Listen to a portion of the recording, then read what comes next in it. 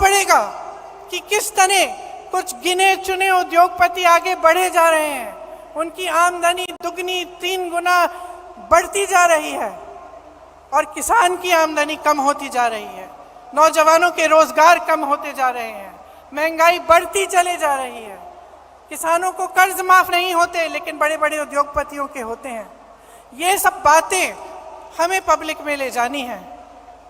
अब हमारे पास सिर्फ 1 साल बचता है, हमसे उम्मीदें हैं। ये उम्मीद है कि हम एकजुट हों, कि जितनी भी पार्टियां हैं, जितने भी दल हैं, जितने भी लोग हैं जिनकी विचारधारा इनसे विपरीत है, वो आगे आए, एकजुट होकर लड़ें।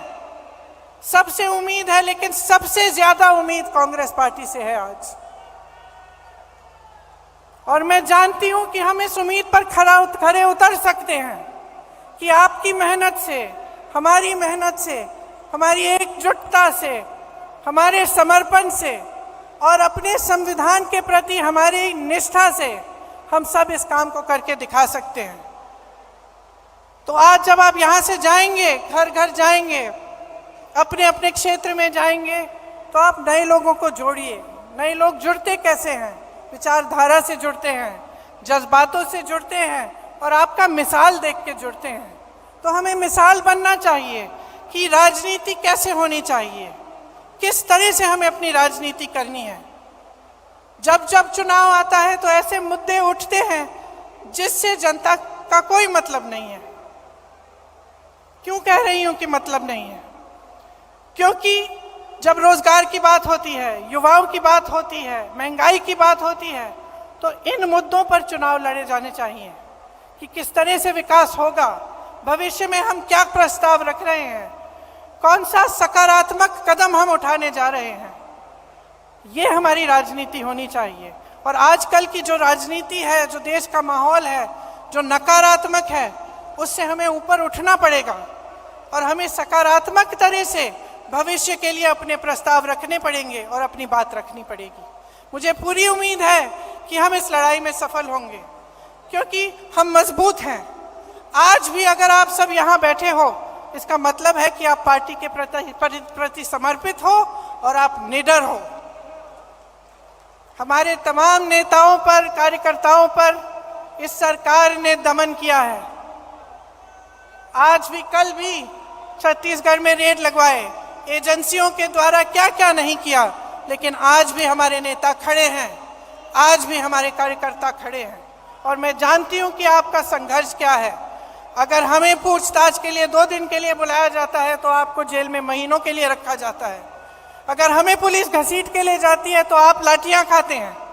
तो हम जानते हैं कि आप में कितनी हिम्मत है। अब देश को भी ये हिम्मत दिखानी है, देश के संविधान के लिए, लोकतंत्र के लिए और एक मजबूत भविष्य के लिए हमें सबको इकट्ठे लड़ना है। आप सबको बहुत बहुत धन्यवाद।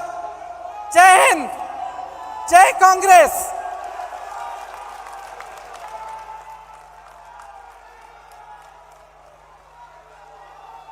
मैं आमंत्रित करता हूं रजनी पाटिल जी, राज्यसभा के सदस्य।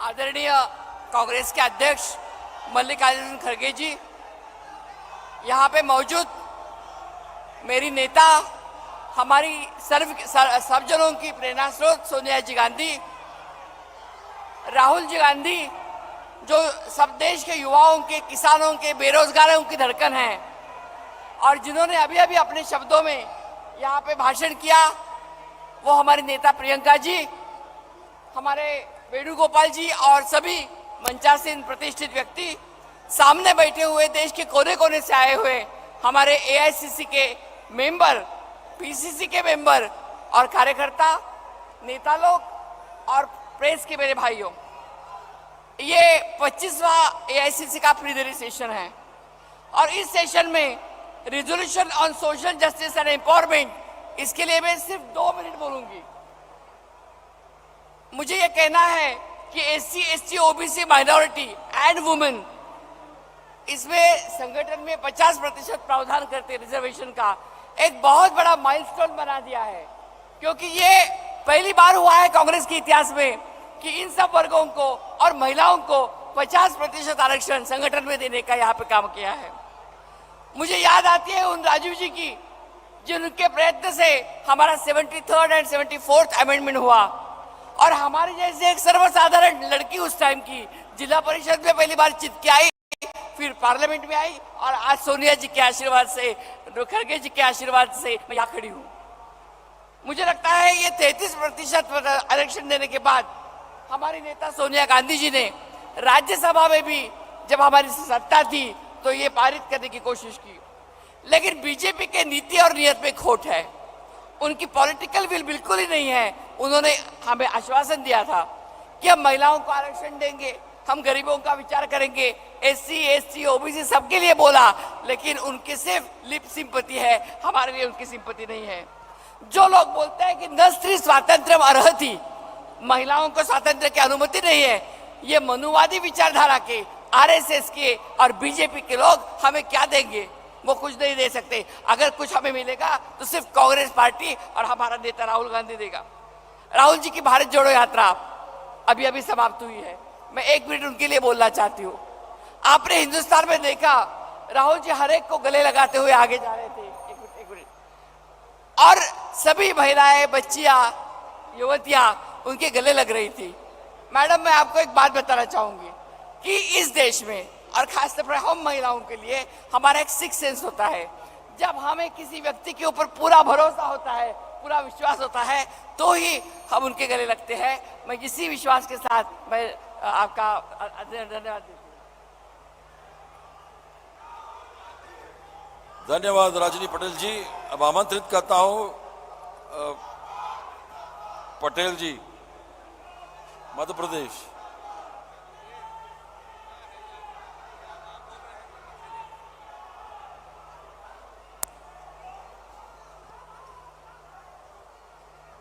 अखिल भारतीय कांग्रेस कमेटी के राष्ट्रीय अध्यक्ष सम्माननीय श्री खड़गे जी,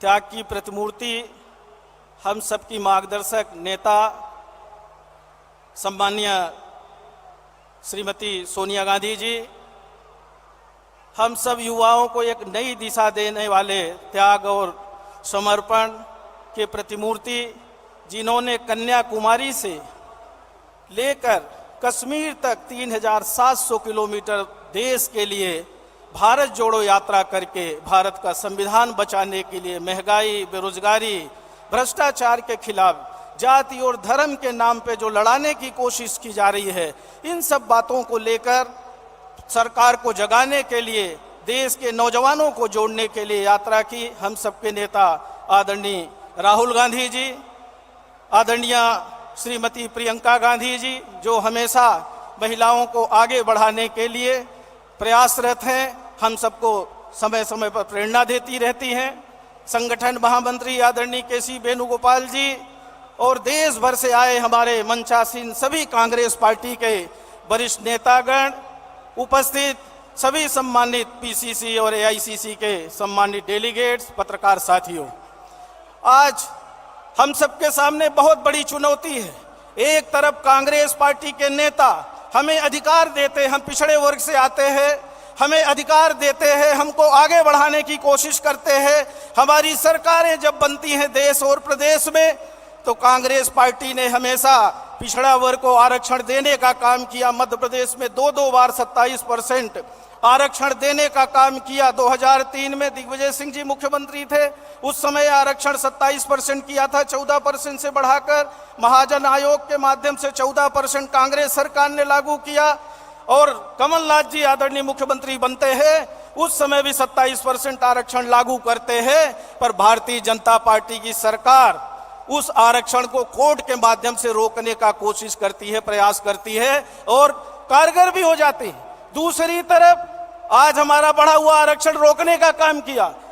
स्वर्गीय राजीव गांधी जी ने पंचायत प्रतिनिधियों को त्रिस्तरीय पंचायत राज अधिनियम बनाकर 73वां भारतीय संविधान में संशोधन लाकर अनुच्छेद 243D और T के तहत इन्होंने अधिकार देने का काम किया। और आज मिला हुआ अधिकार भारतीय जनता पार्टी की सरकार ने एक एक करके आज पिछड़ा वर्ग का आरक्षण हर राज्यों में खत्म करने की कोशिश की जा रही है। 54% आबादी है और कांग्रेस पार्टी ने अभी हमें 50% आरक्षण SC ST OBC को संगठन में देने की बात कही है और लागू भी करेंगे। पर मेरा सभी नेताओं से यही आग्रह है कि जो पिछड़ा वर्ग के नौजवान पार्टी के लिए, देश के लिए लड़ाई लड़ते हैं, ऐसे लोगों को ही आगे बढ़ाने का काम करेंगे। SC ST के नौजवानों को बढ़ाने का काम करेंगे। एक बात, 1 मिनट का और समय लेंगे माननीय, 1 मिनट का समय लेंगे। जिस तरह से अनुसूचित जाति, जनजाति, पिछड़ा वर्ग के लोगों को भारतीय जनता पार्टी की सरकार ने नौकरियों में, किसी भी विभाग में सरकारी नौकरियों में भर्ती न करके आरक्षण छीनने का काम किया है, लगभग पूरे देश में पिछड़ा वर्ग के और अनुसूचित जाति जनजाति के लोगों को कोई सरकारी नौकरी नहीं मिली है। इनका छुपा हुआ एजेंडा चल रहा है RSS का। मोहन भागवत ने कहा था कि हम RSS के लोग, अब भाजपा के लोग समीक्षा करें पिछड़ा वर्ग आरक्षण पे, और वो काम उन्होंने करके बताया है। वह आप माननीय सभी का हम धन्यवाद करते हैं कि आपने मुझे बोलने का मौका दिया। बहुत बहुत धन्यवाद। जय हिंद। अरे जोर से हो जाए एक बार। तैयार है सब? जोड़ो जोड़ो, अरे और जोर से जोड़ो जोड़ो। कितनी बड़ी यात्रा निकली, कन्याकुमारी से कश्मीर तक। पूरी दुनिया में कोई नेशनल लीडर इतना नहीं चला।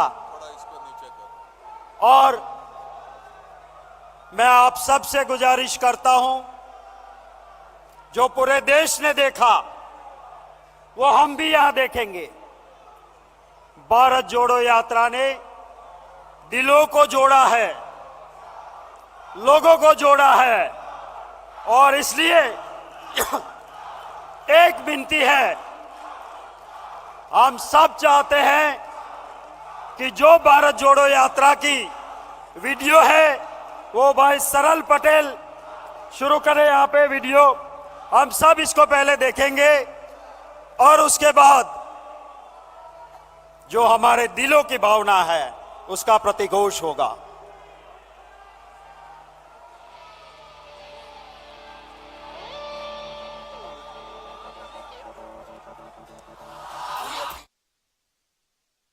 வெயில் வீசினால் மழையாகுவோம், தடையாவையும் தூளாக்குவோம், புது விடியலை சேரும் பாதமே. ആത്മാവിലെ വിശ്വാസമേ, ജനമനസ്സിൽ നിറയും ആശയെ, ഒളി വീശുവാനെഴുമിന്നലിതാ, കൈകൂർത്തൊരുമിച്ചിനി നീങ്ങിടാം. ಹುಮ್ಮಸ್ಸಿನ ಜೊತೆ ಹೊರಟಿದ್ದೇವೆ, ಈ ದೇಶವ ಒಗ್ಗೂಡಿಸಲೆಂದೇ. మరిమా తోడుగా ఎవరొస్తారు, మరిమా తోడుగా ఎవరొస్తారు, మరిమా తోడుగా ఎవరొస్తారు. माझं हे एक पाऊल मिळेल तुझ्या पावला. मिल जाए जुड़ जाए अपना वतन, मिल जाए जुड़ जाए अपना वतन. चली चली चली चली भारत जोड़ो यात्रा चली, चली चली चली चली भारत जोड़ो यात्रा चली. लाखों रंग समेटे हुए ये इंद्रधनुष का वेश है, कन्याकुमारी से कश्मीर तक जुड़ रहा मेरा देश है. नफरत ना बोने देंगे इस पावन पावन माटी में, हम अमन के फूल खिलाएंगे. प्यार भरी परिपाटी में, महंगाई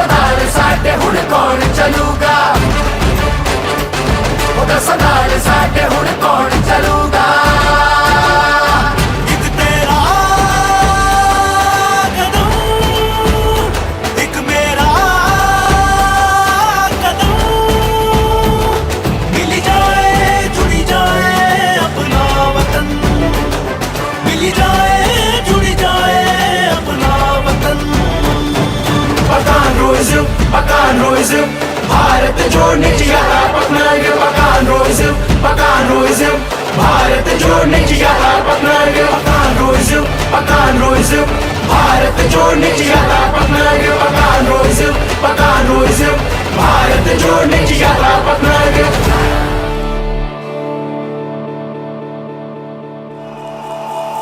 अब मैं गुजारिश करता हूं युवाओं के हृदय सम्राट राहुल गांधी जी को आए और संबोधित करें।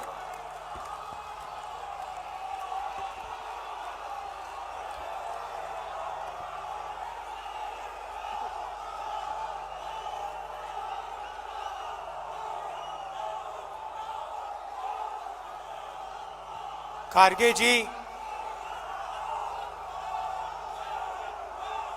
सोनिया गांधी जी, भूपेश बघेल जी, केसी वेणुगोपाल जी,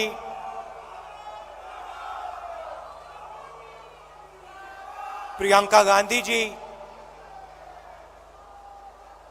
स्टेज पे कांग्रेस पार्टी के सब वरिष्ठ नेता, हमारे प्यारे कार्यकर्ता, भाइयों और बहनों, प्रेस के हमारे मित्रों, आप सबका यहां बहुत बहुत स्वागत। और जो लोग इस अधिवेशन को टेलीविजन पे अलग अलग स्टेट्स में देख रहे हैं, उनका भी मैं आज यहां स्वागत करता हूं।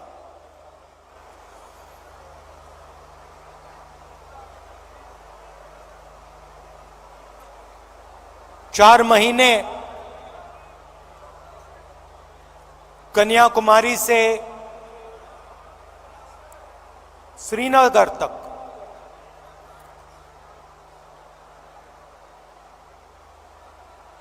भारत जोड़ो यात्रा हमने की।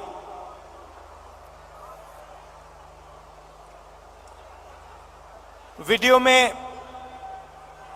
आपने मेरा चेहरा देखा, मगर हमारे साथ लाखों लोग चले थे। हर स्टेट में चले, बारिश में, गर्मी में, बर्फ में, एक साथ हम सब चले।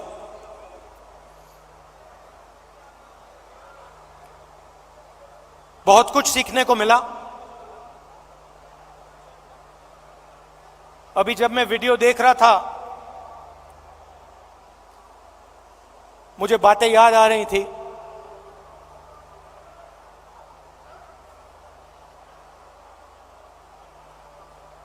वीडियो में आपने देखा होगा,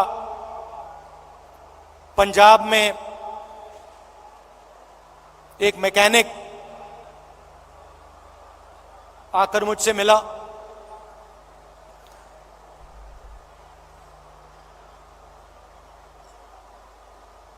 मैंने उसके हाथ पकड़े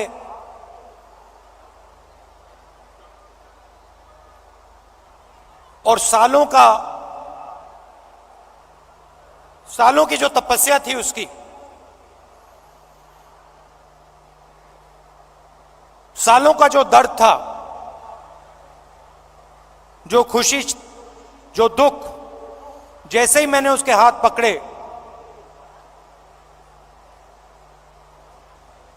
हाथों से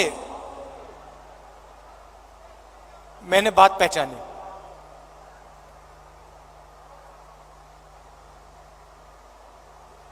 वैसे ही लाखों किसानों के साथ जैसे ही हाथ पकड़ते थे, जैसे ही हाथ मिलाते थे, गले लगते थे, एक ट्रांसमिशन सा हो जाता था। शुरुआत में बोलने की जरूरत होती थी, क्या करते हो, कितने बच्चे हैं, क्या मुश्किलें हैं। ये एक डेढ़ महीना चला, उसके बाद बोलने की जरूरत नहीं होती थी।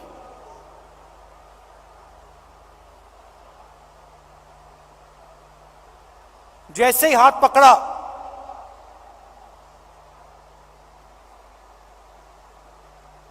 गले लगे, सन्नाटे में एक शब्द नहीं बोला जाता था, मगर जो उनका दर्द था, जो उनकी मेहनत थी, एक सेकंड में मुझे समझ आ जाती थी। और जो मैं उनसे कहना चाहता था, बिना कुछ बोले वो समझ जाते थे। अभी मैंने देखा, आपने वो बोट रेस देखी होगी केरल में।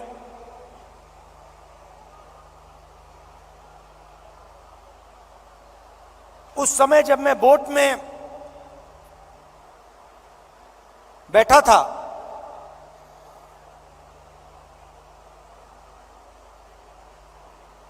पूरी टीम के साथ मैं रोइंग कर रहा था, मेरे पैर में भयंकर दर्द था। मैं उस फोटो में मुस्कुरा रहा हूं, मगर मेरे दिल के अंदर रोना आ रहा था, इतना दर्द था।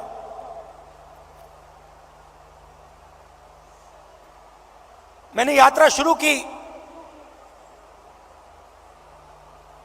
काफी फिट आदमी हूं, 10-12 किलोमीटर ऐसे ही दौड़ लेता हूं। घमंड था, मैंने सोचा था 10-12 किलोमीटर चल लेता हूं तो 20-25 किलोमीटर चलने में क्या बड़ी बात है। मेरी माइंड में यह था। पुरानी इंजरी थी, कॉलेज में चोट लगी थी फुटबॉल खेलते हुए, मुझे याद है। मैं दौड़ रहा था, मेरे दोस्त ने पीछे से अड़ंगी मार दी और घुटने में चोट लगी।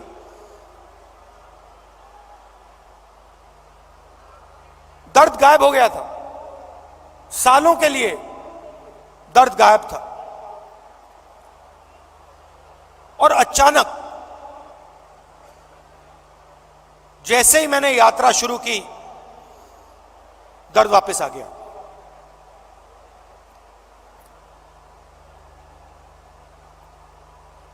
आप मेरे परिवार हो तो मैं कह सकता हूं आपसे, सुबह उठता था, सोचता था कैसे चला जाए, और फिर उसके बाद सोचता था कि भाई 25 किलोमीटर नहीं, 3500 चलने, केरला की बात है, 3500 किलोमीटर चलने हैं, कैसे चलूंगा।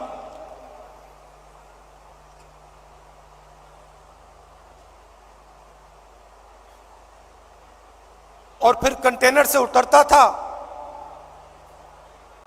चलना शुरू करता था, लोगों से मिलता। तो पिछले पहले 10-15 दिन में, जिसको आप अहंकार कह सकते हो, घमंड कह सकते हो, वो सारा गायब हो गया।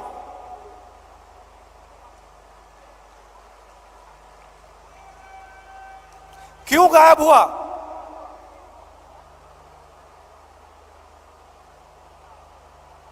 क्योंकि भारत माता ने मुझे मैसेज दिया,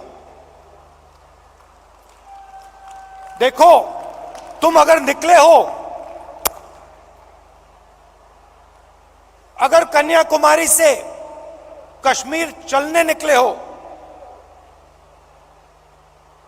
तो अपने दिल से अहंकार मिटाओ, घमंड मिटाओ, नहीं तो मत चलो। और मुझे यह बात सुननी पड़ी, मुझे यह बात सुननी पड़ी। मुझ में उतनी शक्ति नहीं थी कि मैं इस बात को ना सुनूं। और आस्ते आस्ते मैंने नोटिस किया,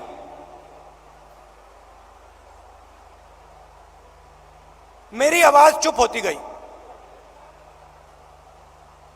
पहले किसान से मिलता था, मैं उसको अपना ज्ञान समझाने की कोशिश करता था, थोड़ी जो मुझ में जानकारी है खेती के बारे में, मनरेगा के बारे में,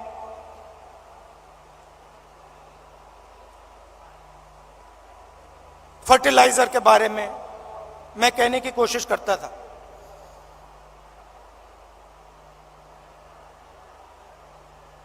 आस्ते आस्ते ये सब बंद हो गया।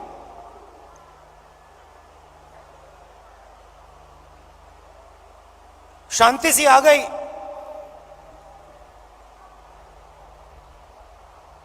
और सन्नाटे में मैं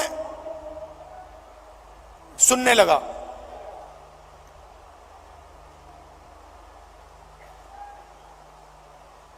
ये आस्ते आस्ते आस्ते आस्ते ये बदलाव आया। और जब मैं जम्मू कश्मीर पहुंचा,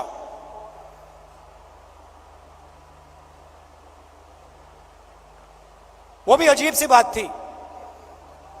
जब मैं जम्मू कश्मीर पहुंचा,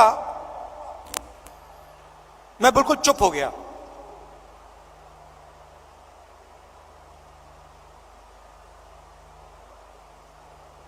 कह लो जैसे मेडिटेशन करता है प्रियंका और मैं, विपासना करते हैं, सब वैसी बात हो गई कि बिल्कुल चुप हो गया मैं।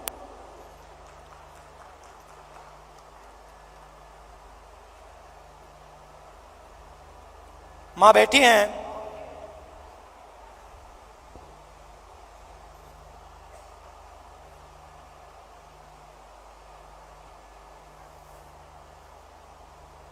मैं छोटा सा था, 1977 की बात है।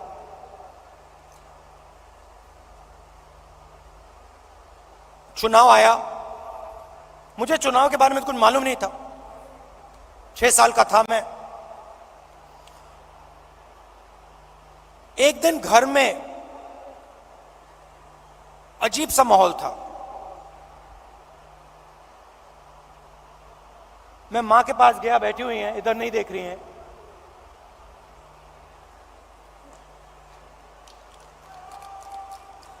मां के पास गया, मैंने मां से पूछा, मम्मी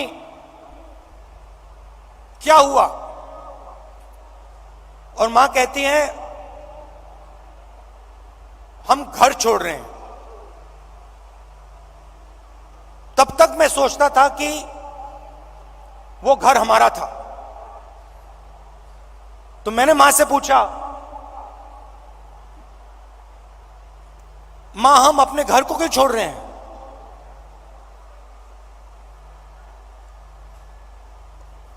और पहली बार मां ने मुझे बताया कि राहुल ये हमारा घर नहीं है, ये सरकार का घर है और अब हमें यहां से जाना है।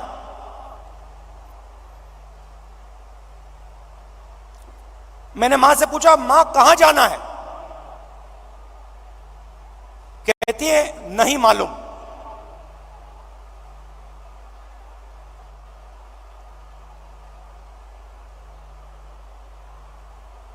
नहीं मालूम कहां जाना है।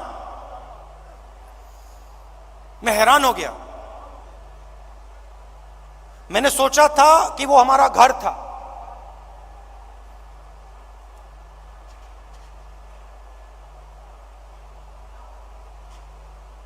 बावन साल हो गए।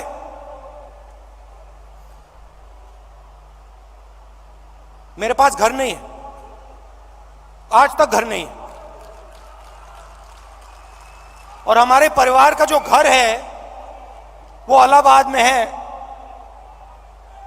वो भी हमारा घर नहीं है। तो जो घर होता है उसके साथ मेरा बड़ा अजीब सा रिश्ता है। मैं 12 तुगलक लेन में रहता हूं, मगर मेरे लिए वो घर नहीं है। तो जब मैं निकला, कन्याकुमारी से निकला, मैंने अपने आप से पूछा कि भाई मेरी जिम्मेदारी क्या बनती है। अब मैं चल रहा हूं, भारत का दर्शन करने निकला हूं, भारत को समझने के लिए निकला हूं। हजारों लाखों लोग चल रहे हैं, भीड़ है, मेरी क्या जिम्मेदारी है?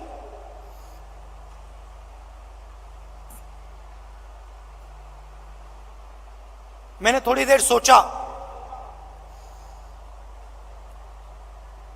और फिर मेरे दिमाग में एक आइडिया आया।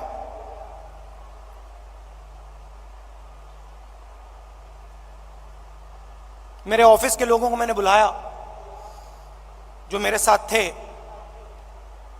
मेरे साथ चल रहे थे। मैंने उनको कहा, देखिए यहां पे हजारों लोग चल रहे हैं, धक्का लगेगा, लोगों को चोट लगेगी, बहुत भीड़ है, हमें एक काम करना है। मेरे साइड में, मेरे सामने 20-25 फुट आगे, इस तरफ 20-25 फुट, इस तरफ 20-25 फुट, ये जो जगह है, ये जो खाली जगह है जिसमें हिंदुस्तान के लोग आएंगे, हमसे मिलने आएंगे,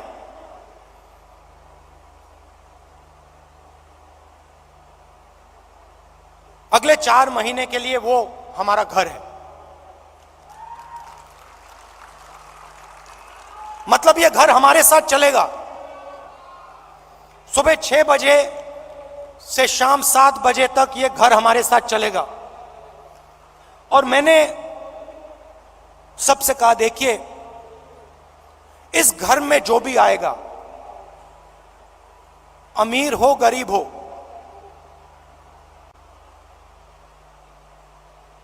बुजुर्ग हो युवा हो बच्चा हो, किसी भी धर्म का हो, किसी भी स्टेट का हो, हिंदुस्तान से बाहर का हो, जानवर हो, उसको यह लगना चाहिए कि मैं आज अपने घर आया हूं।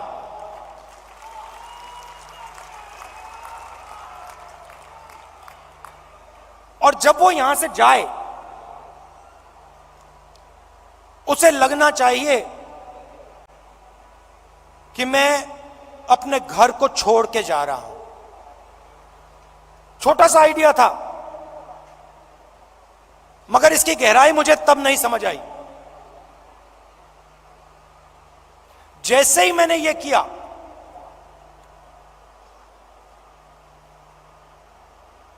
जिस दिन मैंने यह किया,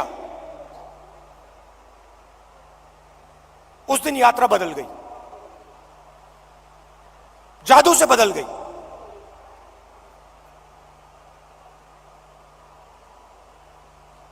लोग मेरे साथ राजनीतिक बात नहीं कर रहे थे। मैंने क्या क्या सुना मैं आपको बता भी नहीं सकता हूं।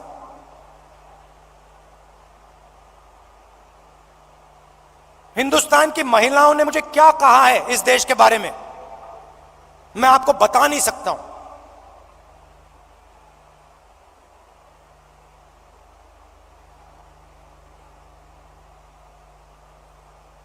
युवाओं के दिल में डर क्या है, कैसा है, मैं आपको बता नहीं सकता, समझा नहीं सकता। कह सकता हूं मगर बता समझा नहीं सकता हूं। कितना बोझ उठा रहे हैं।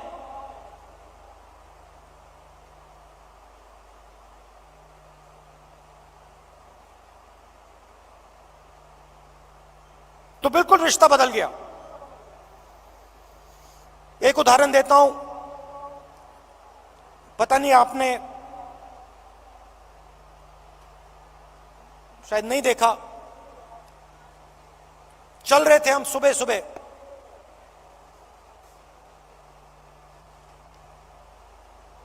साइड में एक महिला भीड़ में खड़ी थी। झिझक के उसने ऐसे किया मुझे। जैसे ही मैंने देखा, मैंने उसको बुलाया। मुझे एक बात अजीब सी लगी।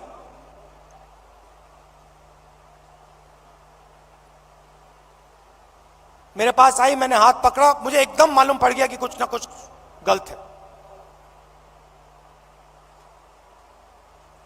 जैसे मैं प्रियंका का हाथ पकड़ता हूं वैसे मैंने उसका हाथ पकड़ा था, कोई फर्क नहीं। मैंने सोचा उस समय, मैंने उस समय सोचा ये मेरी बहन नहीं है, ये मैं क्या कर रहा हूं? जो मेरा प्यार मेरी बहन के लिए है मैं इसको कैसे दे रहा हूं? अजीब सा लगा।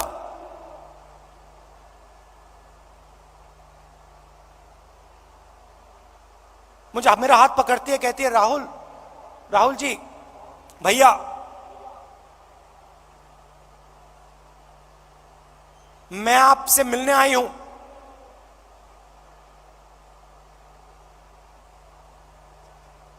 क्या बात है? मेरा पति मुझे मार रहा है, पीट रहा है।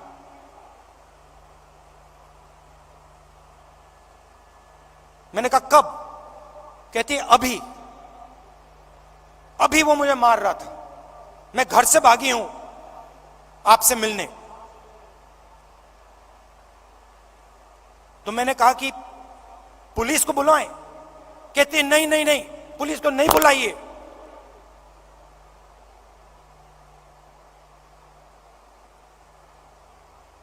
फिर मुझे कहती है अब मैं जा रही हूं वापस, फिर से पिटने जा रही हूं। मगर मैं आपको सिर्फ यह बताना चाहती थी कि मेरे साथ क्या हो रहा है। ये महिला अकेली नहीं है, ऐसी लाखों करोड़ों महिलाएं इस देश में। तो ये सब मुझे सुनने को मिला और इस घर को हम आस्ते आस्ते जम्मू कश्मीर तक ले गए।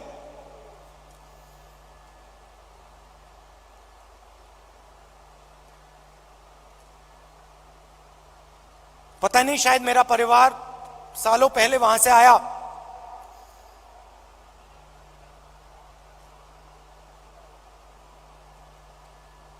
मैंने सोचा कि अजीब सी बात है, कन्याकुमारी से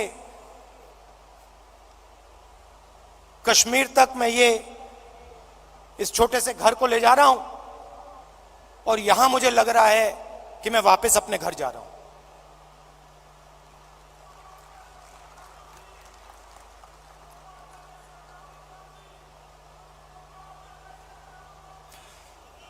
कश्मीर में हम घुसते हैं,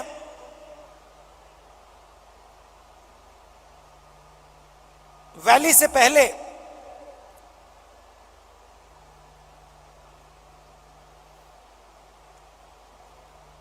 बर्फ है, धूप है,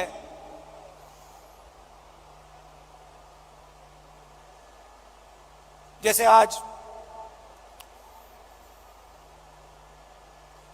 और हजारों लोग हमारे साथ चल रहे हैं।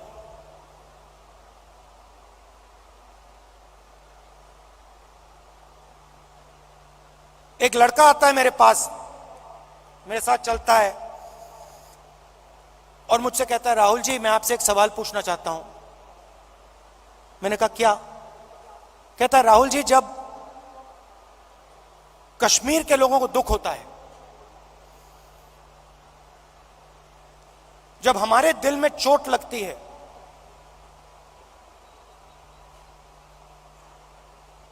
तो बाकी हिंदुस्तान के लोगों को खुशी क्यों होती है?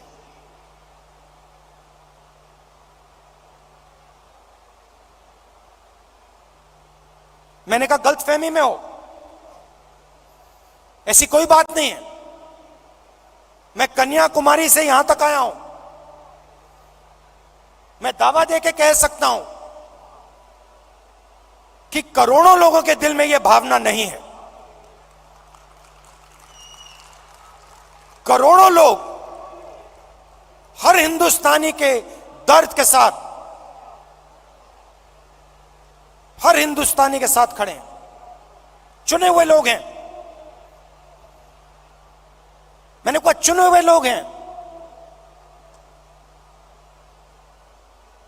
जो खुश होते हैं।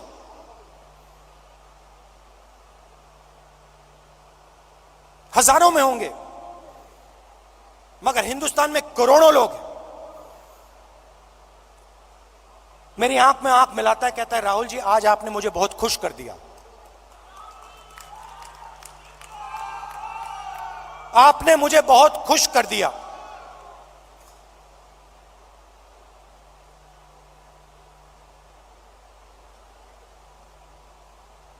बातचीत करते हुए मैं देख रहा था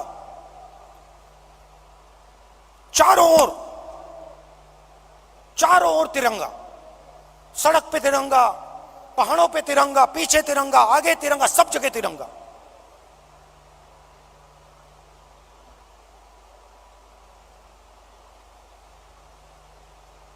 फिर हम वैली में घुसे।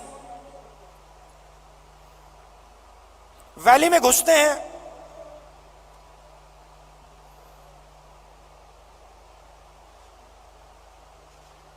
बादल छा जाते हैं,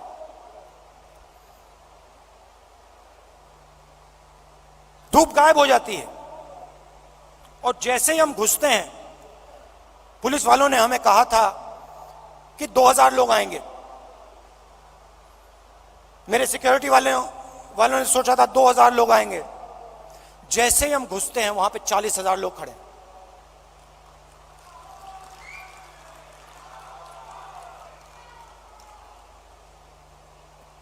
जैसे ही पुलिस वालों ने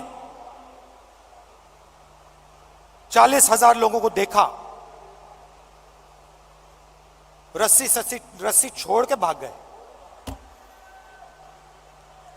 हम देख रहे हैं जिसको रोप पार्टी कहते हैं वो सब गायब हो गई।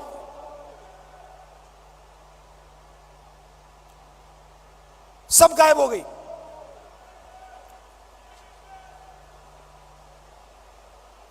मैं देख रहा था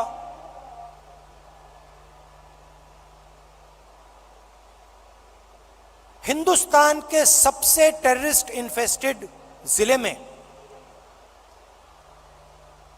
जहां भी आप देखो तिरंगा तिरंगा तिरंगा तिरंगा तिरंगा सब जगह।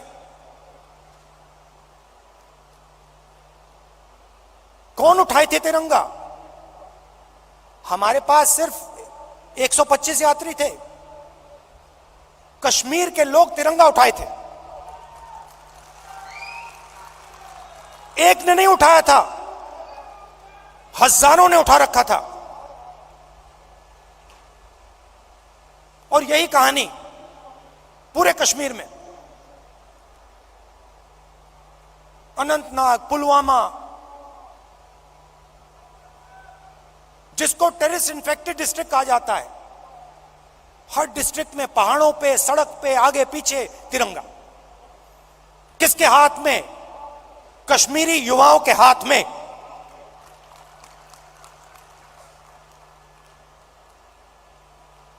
सीआरपीएफ के लोग मुझसे कह रहे भैया ये तो हमने कभी जिंदगी में नहीं देखा, ये क्या हो गया?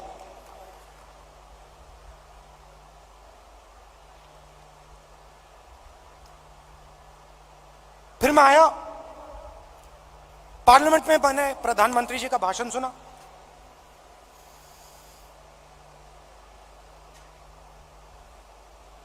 कहते हैं कि मैंने भी जाके लाल चौक में तिरंगा फहराया था।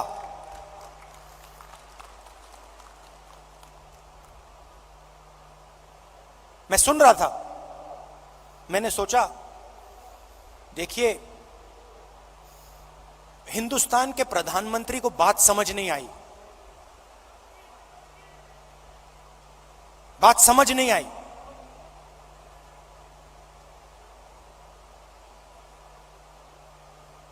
नरेंद्र मोदी जी ने बीजेपी के 15-20 लोगों के साथ जाकर लाल चौक पे तिरंगा फहराया।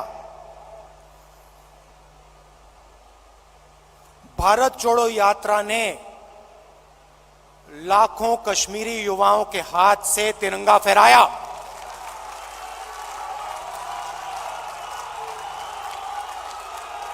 प्रधानमंत्री को फर्क नहीं समझ आया।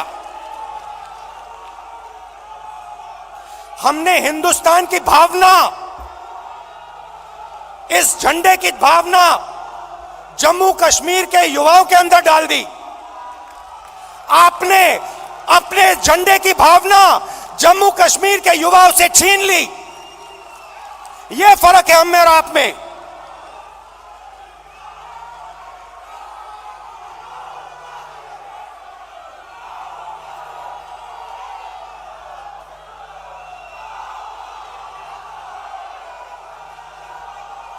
ये जो झंडा है, ये जो तिरंगा है, ये दिल की भावना है, ये दिल के अंदर से आती है। हमने इस भावना को कश्मीर के युवाओं के दिल के अंदर जगाया। हमने उनसे नहीं कहा कि भैया तुम्हें तिरंगा लहराना है, तुम्हें तिरंगा उठा के चलना है। नहीं, किसी से नहीं कहा। अपने आप आए, हजारों लाखों आए और अपने हाथ में तिरंगा उठा के चले।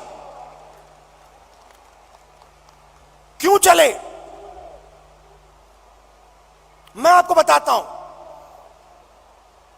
कश्मीरी युवा ने मुझे कहा, मुझे कहता है राहुल जी आज मैं आपके साथ तिरंगा लिए चल रहा हूं। जानते हो क्यों? मैंने कहा क्यों? कहते क्योंकि आपने हम पर और मुझ पर भरोसा किया है। आपने अपना दिल हमारे लिए खोला है और हम अपना दिल आपके लिए खोलेंगे।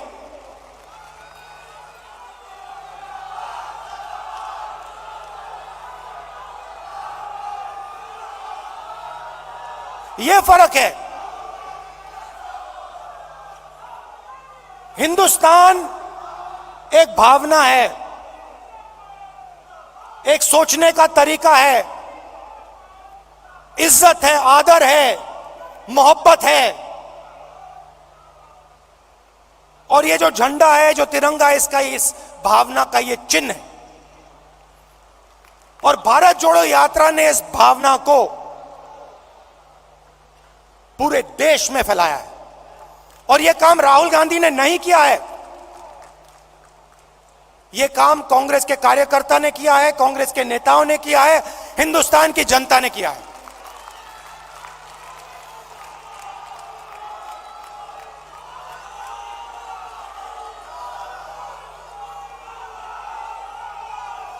अब देखिए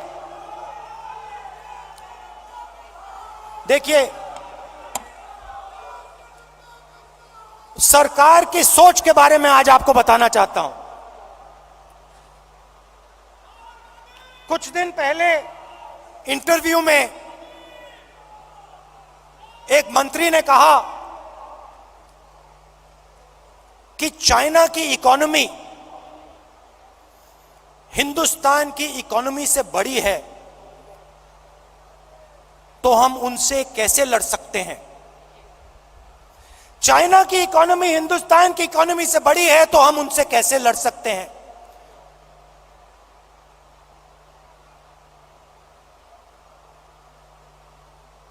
जब अंग्रेज हम पर राज करते थे, क्या उनकी इकोनॉमी हमारी इकोनॉमी से छोटी थी?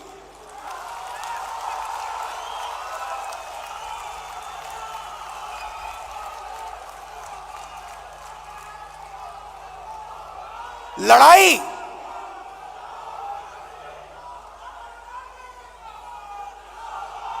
इसका मतलब जो आपसे शक्तिमान है उससे आप लड़ो ही मत, जो आपसे कमजोर है उसी से लड़ो।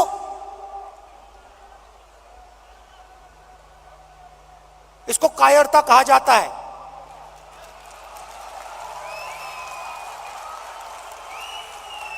सावरकर की विचारधारा अगर जो आपके सामने आपसे तगड़ा है, मजबूत है, तो उसके सामने अपना सिर झुका दो, मत्था टेक दो। हिंदुस्तान के मंत्री कह रहे हैं, हिंदुस्तान का मंत्री चाइना से कह रहा है कि आपकी इकोनॉमी हमसे बड़ी है, तो हम आपके सामने खड़े नहीं हो सकते हैं। इसको क्या नेशनलिज्म कहते हैं? इसको देशभक्ति कहते हैं क्या? ये कौन सी देशभक्ति है? ये कौन सी देशभक्ति है? जो आपसे कमजोर है उसको आप मारो, और जो आपसे मजबूत है उसके सामने आप झुक जाओ। शब्द है इसके लिए। महात्मा गांधी कहते थे, सत्याग्रह की बात करते थे। सत्याग्रह का मतलब, सत्याग्रह का मतलब सत्ता के रास्ते को कभी मत छोड़ो, सॉरी, सत्य के रास्ते को कभी मत छोड़ो। इनके लिए एक नया शब्द है, आरएसएस बीजेपी वालों के लिए। हम है सत्याग्राही, वो है सत्ताग्राही। ये सत्ता के लिए कुछ भी कर लेंगे, ये किसी से भी मिल जाएंगे, किसी के सामने झुक जाएंगे सत्ता के लिए। ये इनकी सच्चाई है। आखिरी बात, और मुझे बात समझ नहीं आई, पार्लियामेंट हाउस में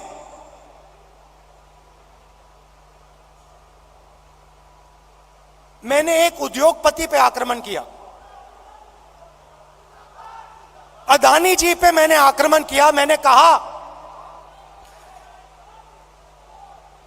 कि अदानी जी 609 नंबर से दूसरे नंबर तक कैसे पहुंचे? आपकी जो फॉरेन पॉलिसी बनती है, चाहे वो बांग्लादेश हो, चाहे वो इजराइल हो, ऑस्ट्रेलिया हो, श्रीलंका हो, सब जगह उनको फायदा मिलता है। इजराइल में सारे के सारे डिफेंस के कॉन्ट्रैक्ट मिल गए। श्रीलंका में एक व्यक्ति कहता है कि राजापाक्सा जी ने उन्हें कहा कि नरेंद्र मोदी जी ने दबाव डालकर अदानी जी को कॉन्ट्रैक्ट दिलवाया। तो मैंने सिर्फ एक सवाल पूछा, नरेंद्र मोदी जी, आपका अदानी जी से रिश्ता क्या है? मैंने और कुछ नहीं कहा। मैंने सिर्फ सवाल पूछा, भैया बता दो रिश्ता क्या है। और मैंने ऐसे एक फोटो दिखाई, उसमें नरेंद्र मोदी जी ऐसे बैठे हैं। नरेंद्र मोदी जी अदानी जी के हवाई जहाज में रिलैक्स करते हुए दिख रहे हैं। तो मैंने पूछा, भैया बता दीजिए रिश्ता क्या है। अब आपने नोटिस किया होगा कि पूरी की पूरी सरकार, सारे के सारे मंत्री अदानी जी की रक्षा करने लग गए।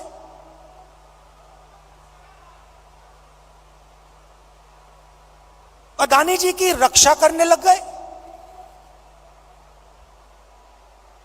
कहते हैं जो अदानी जी पे आक्रमण करता है वो देशद्रोही है।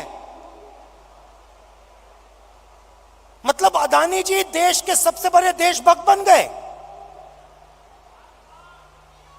और बीजेपी और आरएसएस इस व्यक्ति की रक्षा कर रही है।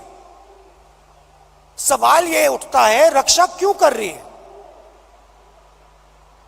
क्या है इस अदानी में जो बीजेपी और आरएसएस को, सब मंत्रियों को इसकी रक्षा करने की जरूरत पड़ रही है?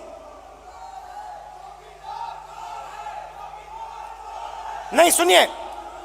और सबसे बड़ा सवाल, ये जो शेल कंपनीज हैं,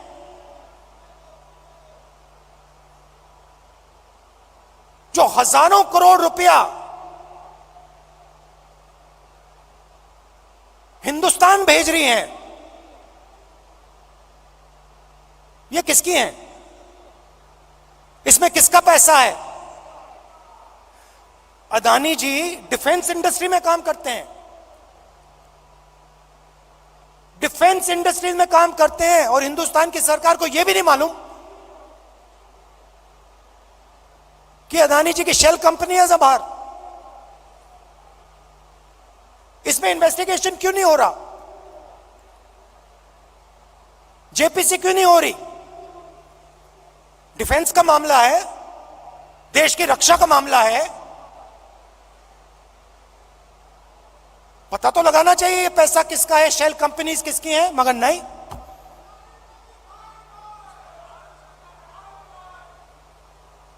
तो ये बहुत बड़ा सवाल है।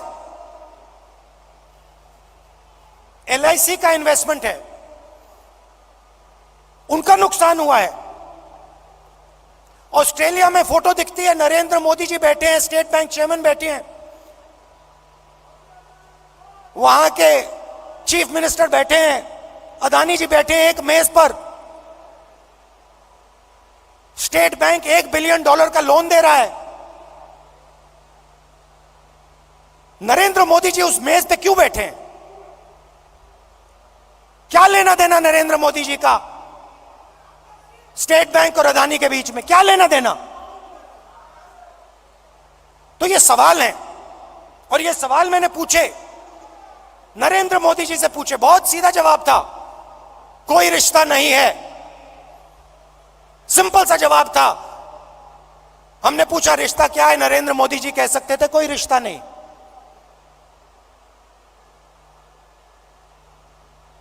मगर रिश्ता है।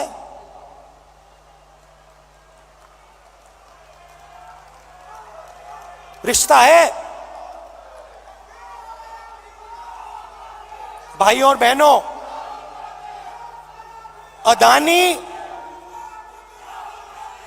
अदानी जी और मोदी जी एक हैं।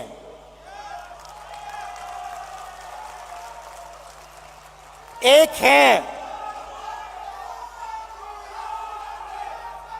और देश का पूरा धन,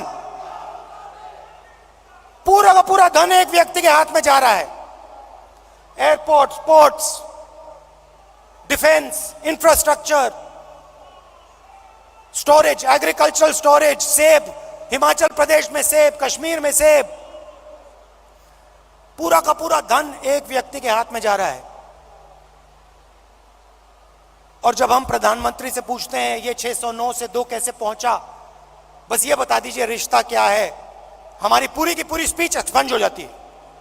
खारगे जी की पूरी स्पीच एक्सपंज हो जाती है। अदानी जी के बारे में हिंदुस्तान के पार्लियामेंट हाउस में सवाल नहीं पूछा जा सकता है। हम पूछेंगे, एक बार नहीं, हजारों बार पूछेंगे, रुकेंगे नहीं। जब तक सच्चाई नहीं निकलेगी, अदानी जी की सच्चाई नहीं निकलेगी, तब तक हम नहीं रुकेंगे।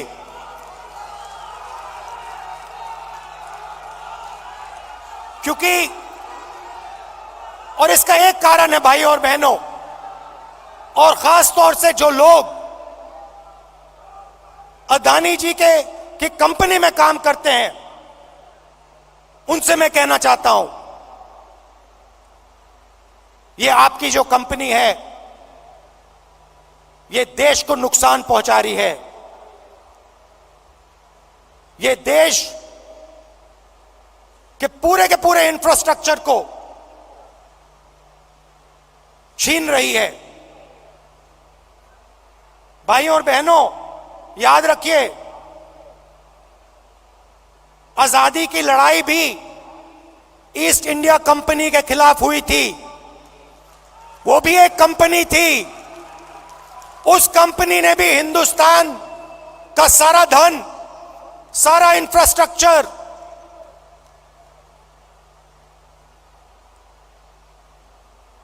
पोर्ट्स, सारा का सारा उठा लिया था। इतिहास रिपीट हो रहा है। इतिहास रिपीट हो रहा है। ये देश के खिलाफ काम हो रहा है, और अगर देश के खिलाफ काम होगा तो कांग्रेस पार्टी खड़ी हो जाएगी, लड़ जाएगी।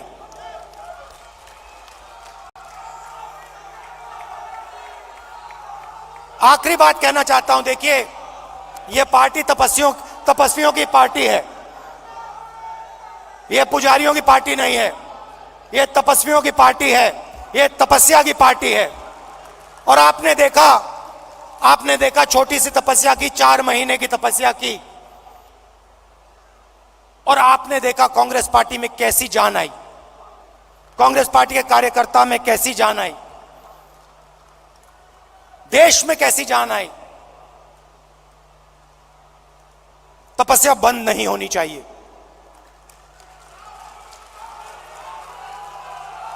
तपस्या बंद नहीं होनी चाहिए, प्रोग्राम चलना चाहिए, तपस्या का प्रोग्राम होना चाहिए, उसमें हर कांग्रेस के कार्यकर्ता को शामिल होना चाहिए, हर नेता को शामिल होना चाहिए, उस प्रोग्राम में दर्द लगना चाहिए, मुश्किल होनी चाहिए, पसीना निकलना चाहिए, चोट लगनी चाहिए। खारगे जी कांग्रेस के प्रेसिडेंट हैं, सीनियर नेता बैठे हैं, तपस्या का प्रोग्राम बनाइए,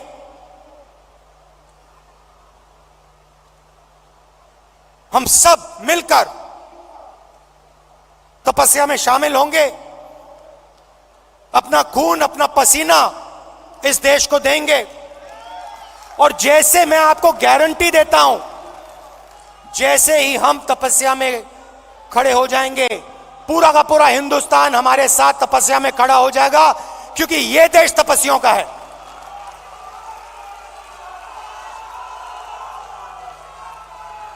तो प्रोग्राम बनाइए, खारगे जी प्रोग्राम बनाइए, आपकी पूरी की पूरी टीम, जिसमें मैं शामिल हूं, कांग्रेस के सब नेता शामिल हैं, हर एक कार्यकर्ता शामिल है, देश की जनता शामिल है।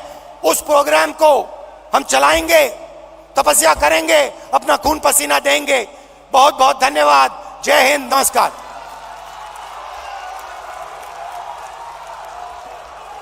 बहुत बहुत शुक्रिया Rahul ji.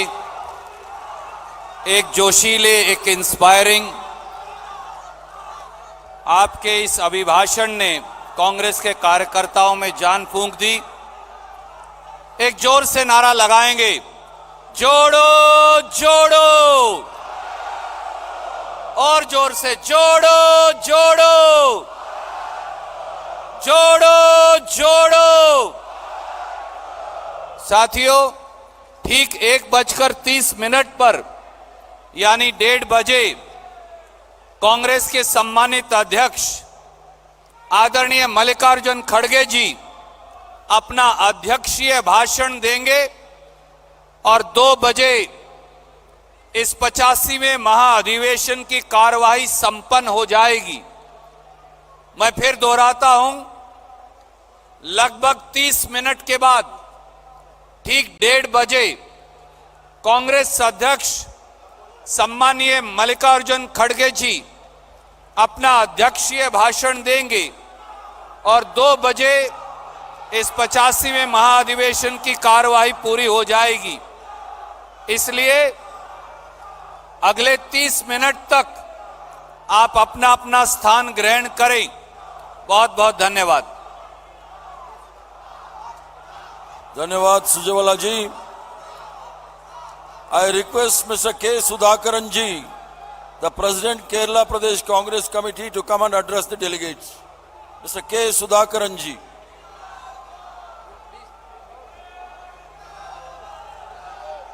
Mr. K. Sudhakaran ji.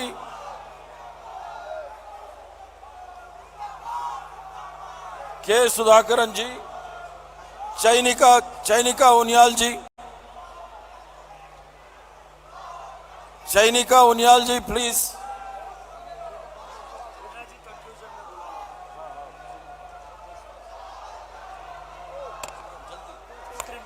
Okay sir. श्रीयुक्त सोनिया जी, इस देश के, भारत की उम्मीद माननीय राहुल जी, महिलाओं के अधिकारों की आवाज माननीय प्रियंका जी, हमारे परम आदरणीय भारतीय राष्ट्रीय कांग्रेस के अध्यक्ष माननीय खड़गे जी, मंच पर उपस्थित तमाम वरिष्ठ नेतागण और साथियों, मैं आपके समक्ष मात्र इस देश की शिक्षा के बारे में अपने विचार रखना चाहती हूँ।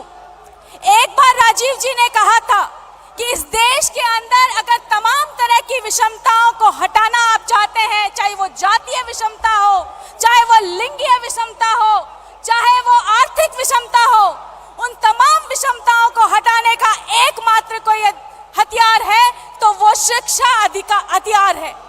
लेकिन अफसोस के साथ मुझे ये कहना पड़ता है कि वर्तमान समय में उसी शिक्षा संस्थानों पर जिस तरीके के प्रहार हो रहे हैं वो अपने आप में बहुत चिंतनीय है। जब भाजपा के साथी कहते हैं कि 70 साल में इस देश के अंदर कुछ नहीं हुआ, तो मैं तो उनसे कहना चाहूंगी कि सिर्फ 70 साल ही नहीं बल्कि आधुनिक विश्व के इतिहास में ऐसा कभी नहीं हुआ कि जब विश्वविद्यालयों से उनके पाठ्यक्रम बनाने की उनसे अधिकार छीन लिया जाता हो, यूजीसी के अनुदान की जगह ऋण देने की परंपरा हो।